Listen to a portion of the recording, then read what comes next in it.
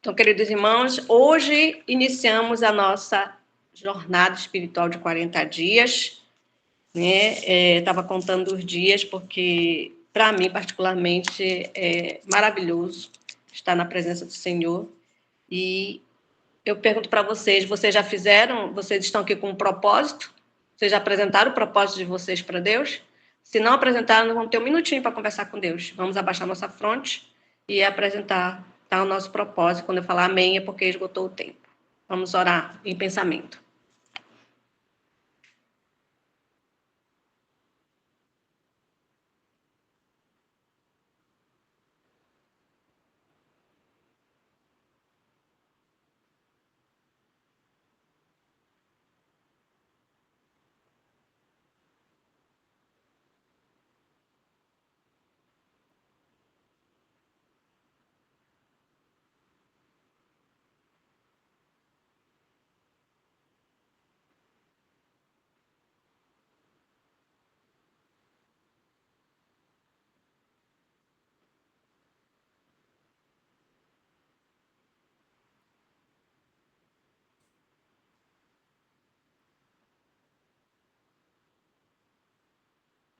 Amém? Muito bem. Amém. E lembrando que se você alcançou a bênção, compartilhe, tá? Não fique guardadinha, não. Então, nós vamos iniciar a mensagem de hoje, é o capítulo 1, vamos trabalhar o livro A Cruz e Sua Sombra, porque nesse mês de outubro, no dia 22, completa mais um ano que Cristo está no Santíssimo, e ele vem contando experiências maravilhosas sobre o santuário, sobre as ofertas. É um livro assim, bem extenso, bem interessante, né? E também bem claro para nos ensinar. E hoje o tema é Luz na Escuridão. E conosco está a nossa querida irmã Florinda Gomes. Florinda, com você a palavra. Bom dia, graça e paz. Que a paz do nosso Senhor Jesus Cristo alcança cada coração que hoje se encontra aqui reunido para louvar e engrandecer o nome do Senhor. Aqui, como diz, luz nas trevas. Eu, meditando nesse capítulo, eu pude presenciar, assim, estar em contato, como se fosse eu estivesse lá naquela época ali, que Jesus se ofereceu para o nosso resgate, que nós era condenado à perdição e Jesus se ofereceu ali no santuário celestial para o resgate das nossas almas que estava perecendo. Aqui fala, eu quero ler um trecho que se encontra aqui no livro, A Cruz e Sua Sombra, que fala: a cada viajante nesse revoltoso mar da vida, o Senhor tem dado uma bússola que guiará em segurança no eterno porto de descanso.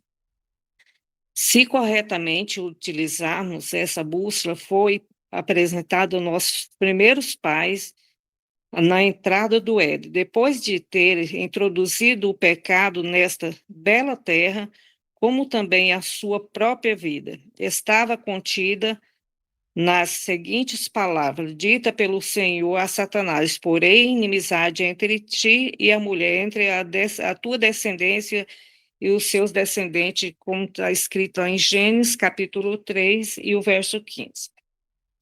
Aqui nos mostra que quando, ali no Éden, a mulher pecou contra os mandamentos do Senhor, né? Porque o Senhor falou que colocou ali as árvores ali no jardim e pediu que o homem não tocasse em uma determinada. E ali a mulher foi e tocou. Mas o Senhor já tinha antes providenciado, antes do homem estar aqui no mundo, Jesus se ofereceu, caso o homem pecasse, ele seria o substituto do homem para resgatar ele da perdição. Aqui nos narra a mensagem que em cada coração Deus implantou uma inimizade ao pecado quando permitiu quando permitido, operar conduz à justiça e à vida eterna. Todo homem, qualquer que seja a situação ou posição na vida, que fielmente segue a bússola divina implantada em seu coração, aceitará Cristo como Salvador e será conduzido à luz do amor e aprovação de Deus. Mas devemos sempre colocar em mente que se nós obedecer, se você obedecer, você vai receber a recompensa. E Jesus morreu por tudo, mas nem todos irão aceitar o sacrifício que ele fez ali na cruz do Calvário para receber a recompensa que é a vida eterna que o Senhor tem nos concedido. Em resultado de nossos primeiros pais comer do fruto da árvore proibida, repousa sobre toda a terra a ameaça do decreto divino. No dia em que dela comer, certamente morrerás. Como está escrito em Gênesis, capítulo 2, e verso 17.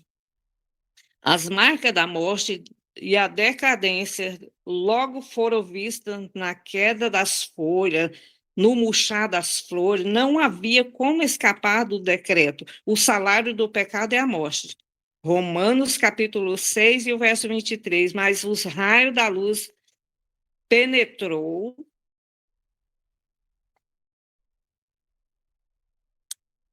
na escuridão, quando Deus dirigiu as seguintes palavras a Satanás: esta é a semente da mulher, ferirá a cabeça e tu lhe ferirás o calcanhar, de Gênesis 3,15. Essas palavras revelam que havia no meio de escape da morte para os que nutrisse a inimizade contra o pecado. A inimizade, essa é implantada por Deus no coração, viveria enquanto Satanás morreria, mas antes da sua morte haveria de ferir o calcanhar da semente da mulher.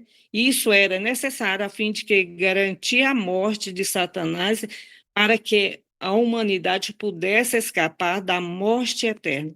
Então, a semente da mulher é Cristo Jesus. Então, ele ia ferir, o Satanás ia ferir o calcanhar e ele lhe feriria a cabeça. Mas, para que nós possamos escapar dessa terrível condenação, nós devemos o quê? Correr para os pés de Jesus Cristo, que é o autor e consumador de toda a nossa vida. Nós devemos procurar enquadrar naquilo que o Senhor requer de cada um de nós. Porque aqui conta que, para nós escapar dessa condenação, nós devemos estar ligados ao trono da graça, que é Cristo Jesus, que deu sua vida ali na cruz do Calvário para nos resgatar. Antes do homem ser aprovado o amor do Pai, do Filho por ele foi tão grande que Cristo comprometeu-se a entregar-se a sua própria vida como penhor, em caso o homem fosse derrotado pela tentação de Satanás. Cristo era o Cordeiro que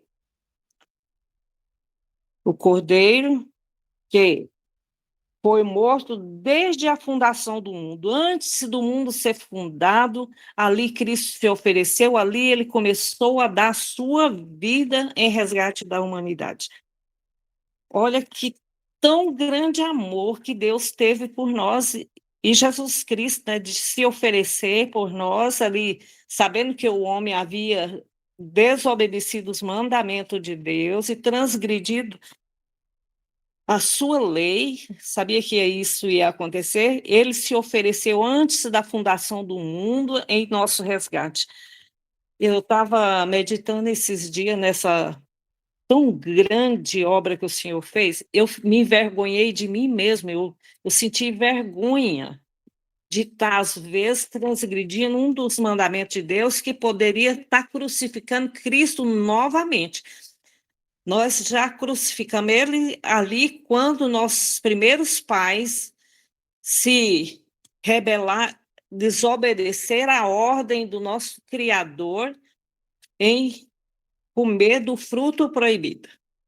E agora, quando nós cometemos um pecado, uma falta, uma desobediência, a transgressão do mandamento de Deus, nós estamos cada dia crucificando o nosso Salvador novamente. E então nós devemos ter em mente que nós devemos estar procurando nos libertar, porque nós já tivemos muitas pregações sobre as libertações, foram muitas, e quando a gente ouvimos, nós ficamos tão angustiados. Senhor, tem misericórdia de nós, nos liberta. E o Senhor nos libertou quando nós pedimos, Ele nos liberta. Mas nós temos que fazer tudo para que não venhamos tornar uma pedra de tropeço para nós mesmos e para outros, que nós podemos também estar procurando desviar outros dos caminhos do Senhor. Nós devemos ter cuidado com a nossa vida. Para que o homem compreendesse a enormidade do pecado que causaria a morte do Imaculado Filho de Deus, foi-lhe requerido que trouxesse um cordeiro inocente e confessasse o seu pecado sobre a sua cabeça. Então, como a sua própria mão, que era o símbolo da vida de Cristo. Essa oferta pelo pecado era queimada, simbolizando que, através da morte de Cristo, todo o pecado finalmente seria destruído no fogo do último dia, como diz Malaquias 4, de 1 a 3.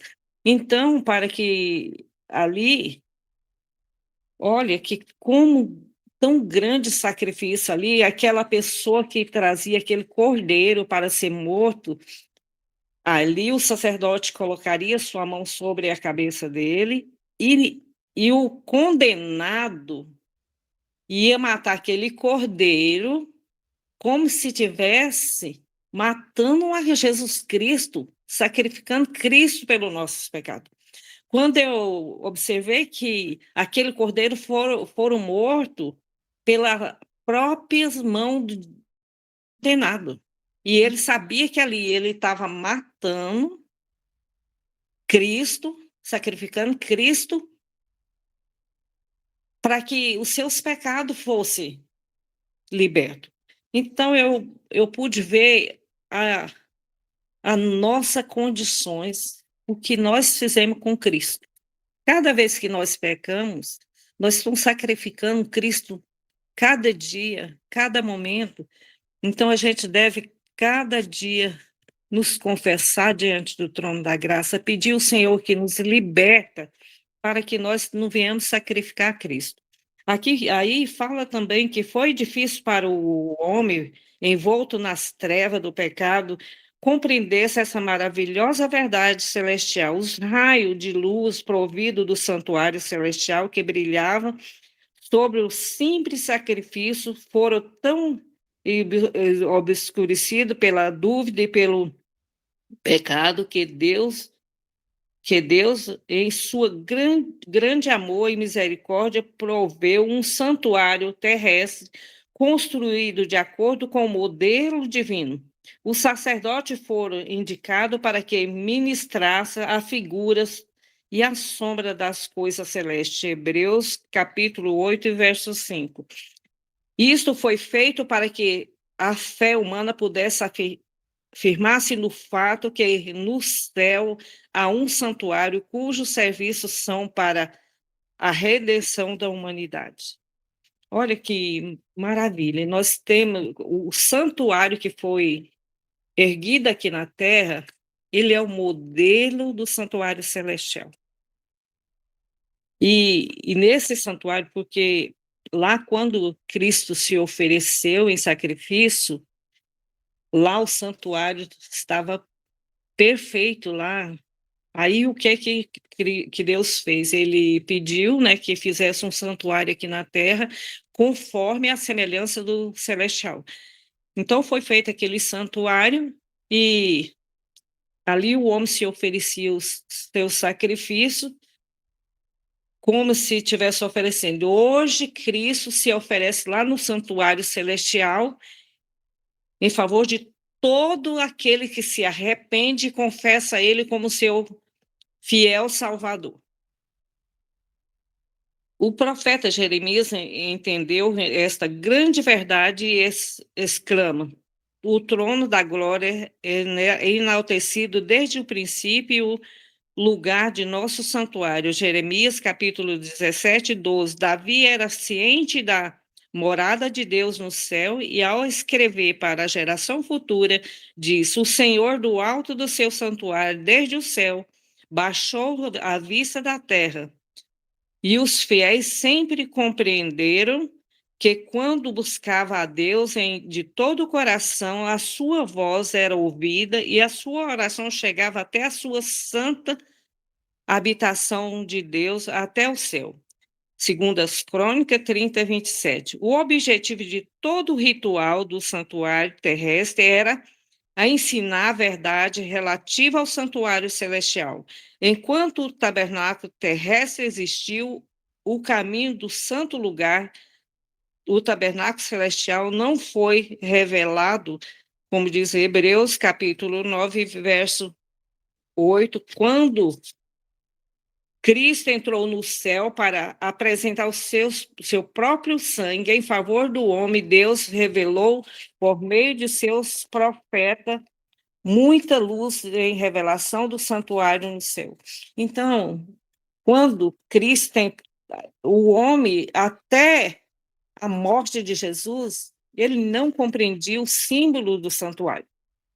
E ali, depois que Cristo entrou no santuário celestial, o homem passou a compreender o santuário terrestre, como ele foi erguido. Eu mesmo não compreendia o santuário, né? Mas hoje, pela graça de Deus, eu entendo um pouco sobre o santuário, que o santuário é o modelo do céu, ali que Jesus se ofereceu para o resgate do homem. João, o discípulo amado, foram dadas muitas visões do glorioso templo. Viu o altar de ouro, no qual, junto ao incenso aromático, acende as orações que o santo na terra professa diante do Senhor. Viu o cordeiro com as suas 7 lâmpadas de fogo ardendo diante do trono. O trono de Deus. O véu para o Santo do Santo foi erguido e ele escreveu: abriu então o santuário de Deus, se acha no céu, e foi vista a arca da aliança e seu santuário. Apocalipse 11, verso 19. Então, ali no céu, Jesus está ali intercedendo por cada um de nós. Jesus está ali e nós devemos estudar muito sobre o santuário. Eu agradeço a Deus, né, por ter despertado na irmã Alexandra, né, da gente estar lendo esse livro, que a gente vai compreender o sacrifício de Cristo que ele está ali oferecendo ainda em favor do pecador, né, que se arrepende de cada ato que nós cometemos de pecado, nós podemos correr ao trono da graça, né, ali no santuário, diante do santuário celestial, né, e pedir ao Senhor que perdoe os nossos pecados, que o sacrifício de Cristo ali, que derramou seu sangue como um cordeiro, foi morto pelo nosso pecado, nós possamos assim alcançar a infinita misericórdia de Deus para nos transformado. Mas se permitirmos que a dúvida, a incredulidade interrompa a conexão que fica na escuridão, não somente é incapaz de prosseguir, mas também torna-se uma pedra de tropeço no caminho de outros. Aquele que não permite nenhuma interrupção na sua ligação com o céu, torna-se uma habitação terrena para o Altíssimo. Porque assim diz o Alto Sublime, que o que habita na eternidade, cujo nome é santo, habito num santo lugar, mas habito também com contrito e abatido de espírito. Isaías 57:15.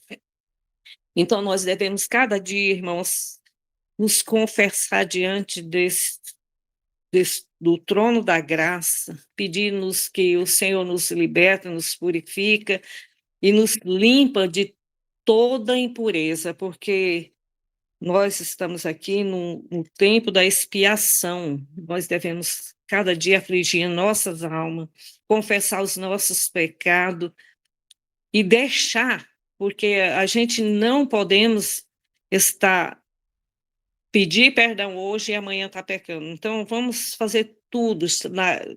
Nós vamos, cada dia nós estamos na lista na semana, nos 40 dias de libertação, pedir que o Senhor tenha misericórdia de cada um de nós, nos liberta das trevas do pecado, e para que nós possamos alcançar essa misericórdia, nós devemos afligir, nós estamos no tempo de afligir nossas almas, buscar, orar, jejuar e chorar nos pés de Cristo para que nossos pecados sejam apagados, para que assim nós possamos alcançar a misericórdia de Deus e, e morar nas mansões celestiais, porque se assim nós não fizer, nós vamos perder o nosso tempo aqui.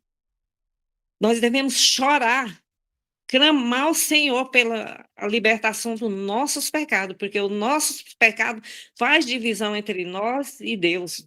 Nós devemos confessar os nossos pecados e orar e humilhar diante de Cristo e chorar nos seus pés para que nossos pecados sejam apagados.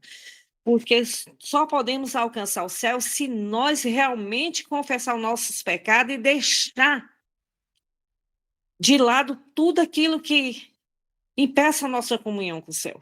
Nós estamos vivendo o tempo do fim. Nós estamos vivendo os últimos minutos, eu não falo mais minutos, segundo da história desse mundo.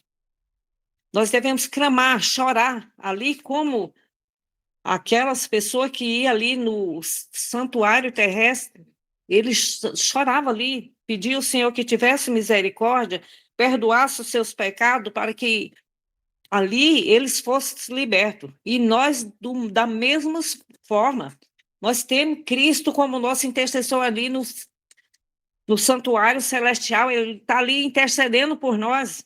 Vamos afligir nossa alma, buscar, chorar nos pés de Cristo e pedir a Ele que tenha misericórdia de nós, apaga nossos pecados, para que esse não venha fazer divisão entre nós e Deus.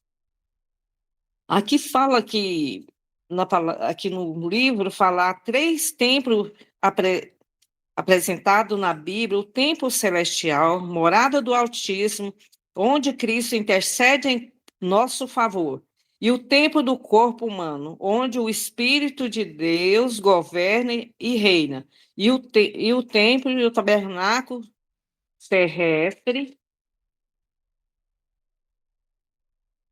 onde seu serviço simbólico e designado ensina o homem como receber a ajuda divina do grande reservatório de cima, para que Deus possa honrá-lo e habitar com eles e continuamente.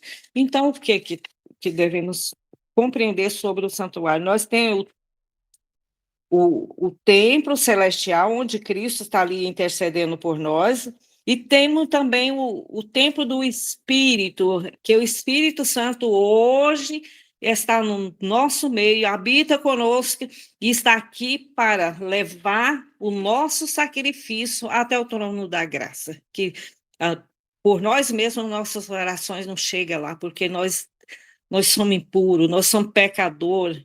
Então, o Espírito Santo faz o trabalho de levar as nossas intercessões até o trono da graça, onde Cristo está intercedendo por nós, e ali seremos perdoados. Então, vamos honrar aquele que está aqui ao nosso lado, nos ajudando, nos auxiliando, fazendo-nos lembrar dos nossos pecados, aqueles pecados que às vezes muitas vezes acariciamos. Aí o Espírito Santo vem, nos mostra que esse pecado nós devemos deixar e vamos buscar a presença de Deus. E também fala sobre De maneira semelhante, o cristão que estuda o serviço simbólico do santuário terrestre não como um simples compilação do culto do antigo desinteressante da vida, mas uma admirável glória de arte que é pela mão de um artista mestre são representadas diferentes partes do maravilhoso plano da redenção. Ficará abismado ante a beleza revelada. Os símbolos tão positivamente lhe declara o evangelho como contemplar-se num quadro. Nós devemos lembrar que quando nós estudamos sobre o santuário, vemos a beleza das coisas celestiais que Cristo faz por nós, né? Porque o tabernáculo terrestre foi um símbolo para nos mostrar que o que devemos fazer, aqueles cordeiros que foram mortos pelos pecados, simbolizava a vida de Cristo ali no santuário celestial. Ele veio, né, como um cordeiro, morreu em nosso lugar para nos dar o resgate. Fala novamente, ele contempla uma cena de desamparado, o pecador anela por ser liberto do pecado, e vendo as suas mãos mais abastado, passa como seu cordeiro para a oferta pelo pecado. E o pobre, com o seu pombos, cai em desânimo, pois não possui nenhuma criatura viva para oferecer. Então a luz da esperança surge em sua face quando alguém lhe diz: somente um punhado de farinha será suficiente, enquanto o pecador observa o sacerdote oferecendo o trigo moído pelo um emblema do abençoado corpo que seria moído por ele, e suaviza seus pecados, será perdoado. Então, por mais pobre e indigno que sejamos, nós também podemos alcançar misericórdia. Porque se nós confessar o nosso pecado,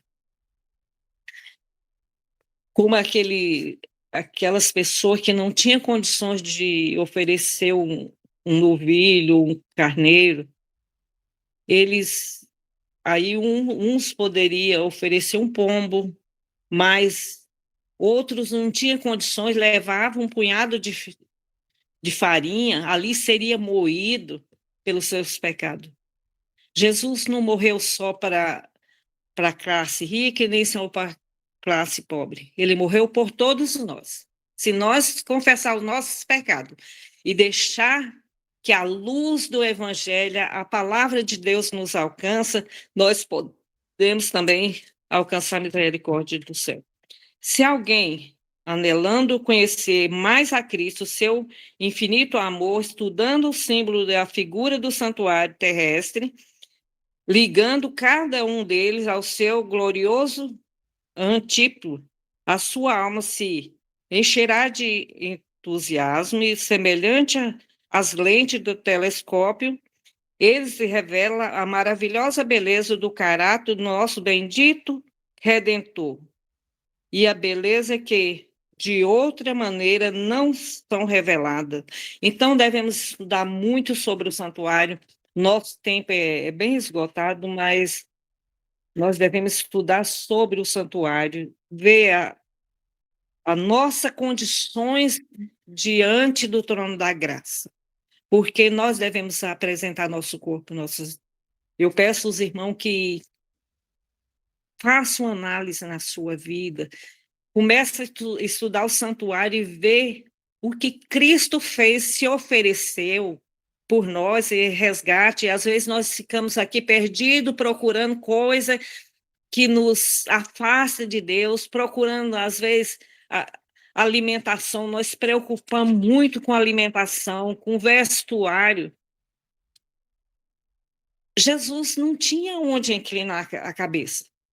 Devemos nos observar que Jesus, ele nos ensinou que a gente não devemos apegar a nenhuma coisa aqui deste mundo. Devemos apegar a Cristo, devemos ter nossos andar organizado, devemos, mas preocupar mais com a nossa salvação, porque é lá que nós vamos morar. Nós não viemos para morar aqui na terra. Nós nascemos aqui para viver e morar nas mansões celestiais. Então, devemos estar preocupados, dobrar nosso joelho.